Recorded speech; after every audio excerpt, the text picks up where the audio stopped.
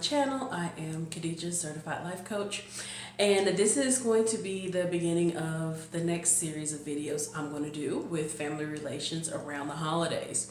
I am releasing this a bit early because the feedback I got was that a lot of people could really benefit from this information. Now you can see the title, Passing the Plate to Your Predator. Family gatherings with those who hurt you. Just a little background on that. The first time I ever heard that was probably 8 or 9 years ago. A YouTuber called Kendall St. Charles, she was doing a talk on how a lot of times people are abused in households. And during the course of the chat, it mentioned passing the peas to your predator, passing the plate to your predator. And that's meant to convey how a lot of us have to go into hurtful situations sometimes around the holidays. Even if you're in a situation where all of your family knows about this particular person, or maybe nobody knows about this particular person. But the point is, this person has caused harm for you when you were a child or even as a teenager, and you were able to get away from them, but the hurt is still there because that person is still invited to family gatherings. And sometimes that person can be a predator, can be basically anybody in your family. It can be that upstanding citizen that people love to see in parades and things like that, but yet, they were a complete predator with you, and sometimes you may not want to tell because of the various reasons. So just set some ground rules for this video. It is very triggering for a lot of people, so I completely understand if you gotta click off. Go ahead and do that. No harm, no foul. You must protect your peace at all costs. But it's helpful to at least know and understand. Another thing I'm not going to do in this video is spout off statistics, simply because if you are in that demographic of person that was hurt by someone close to you and close enough to continue to go to your family functions, especially with Thanksgiving coming up, Christmas coming up, you don't really care about statistics. What you really care about is how can I function and how can I cope with what's about to happen. Being a life coach, we don't really talk too much about the past as far as fixing what's broken. I'm just here to help you kind of figure out where you're going to go from here. So let's get started.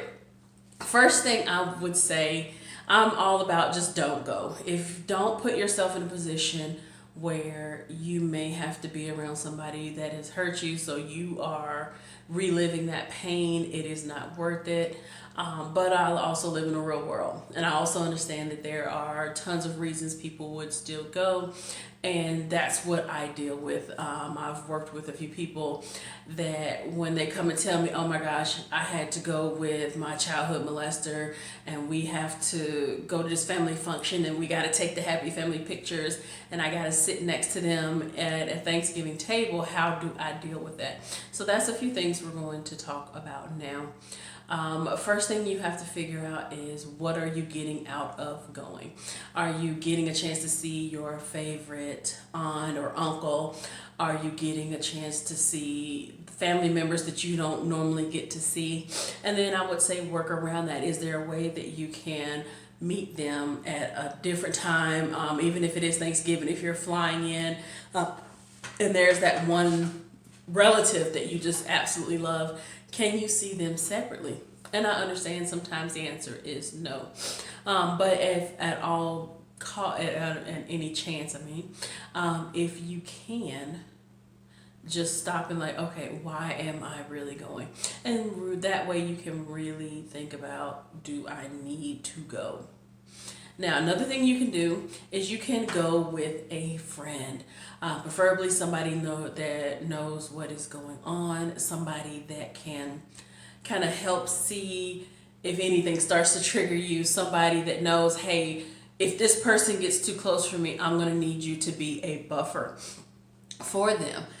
They're there to make sure that you have your safe zone at all times. So if somebody starts to get too close to you, they can always come up to you and kind of guide you away. They can help you if you start to have high anxiety. They can kind of take you into another room, talk you down. If they need to get you out, they can.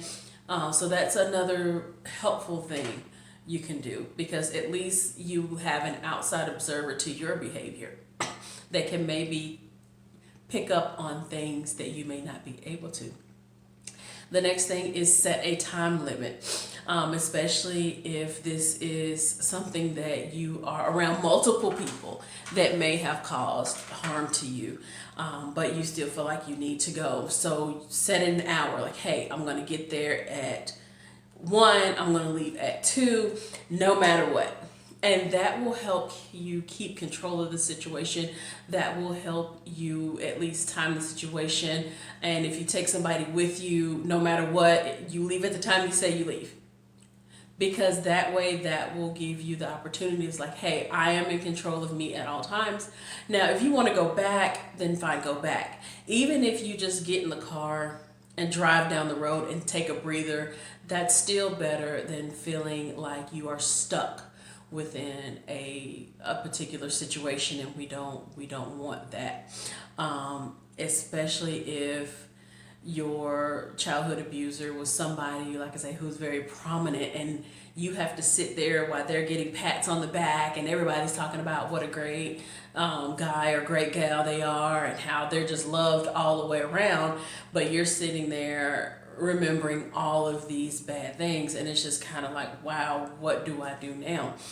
That is, again, when your buddy would kind of help take you away from that, and they can ask you, do you want to go? Are you ready to go? So set that time limit. Another thing, and this may seem small in the beginning, but it's going to make a big difference. Make sure you park somewhere that you can easily get out of, or take an Uber, because sometimes when you go to family functions, you have all of these cars parked, and then people park behind them, and then people park on the side. And if you're in a position where you have to make a quick exit, the last thing you want is somebody there having to move their car, oh, go get this person, or go get that person, and then your anxiety starts to build up, and then it no longer becomes fun for you. So we need to really think about that. This video, I'm trying to make it quick so it's not too much to process, but I will end with this, because we really don't know what battles people are fighting. If you invite a person over to your family function and it's a big gathering, if they say no the first time, don't push it and push it and push it and push it and push it, because you may not want to know why they don't want to come. You may not be ready to handle what they have to say. And so you can always let them know, hey, I understand if you change your mind, my door is always open. I'm always happy to see you. If you want to come at a different time, just let me know, and try to be as supportive as possible. Same thing with the time limit. If somebody says, oh, it's time for me to go, let them go. Bye. Within 3 to 5 minutes, they should be gone.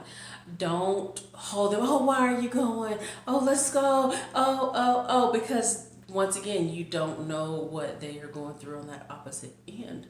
Okay, I gotta go. Then guess what? Okay, bye. You want to take anything? Okay, bye. And then if you want to be helpful, you can always let them know, hey, if there's anything you need to talk about, we can talk about it.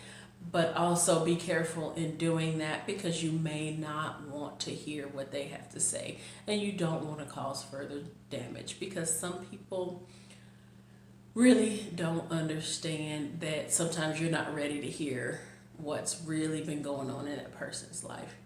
All right, hopefully it wasn't too long. I would like to start a discussion about family relations in the holidays. Not necessarily bad, but good as well. Look forward to the next videos. And once again, thank you. Bye-bye.